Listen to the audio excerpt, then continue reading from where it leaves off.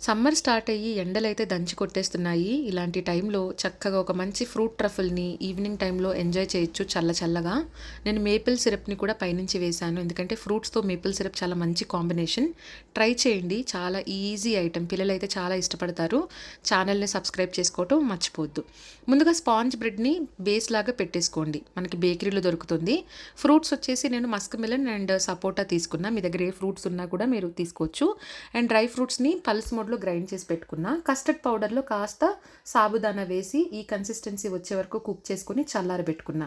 చూపిస్తున్న విధంగా అసెంబుల్ చేసుకోవటమే. నేను కాస్త ఎక్స్ట్రా క్రంచ్ కోసం పేనీలను కూడా యాడ్ చేశాను. చాలా బాగుంటుంది.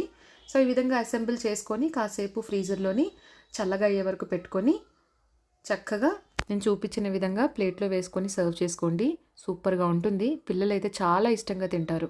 ట్రై చేయండి తప్పకుండా.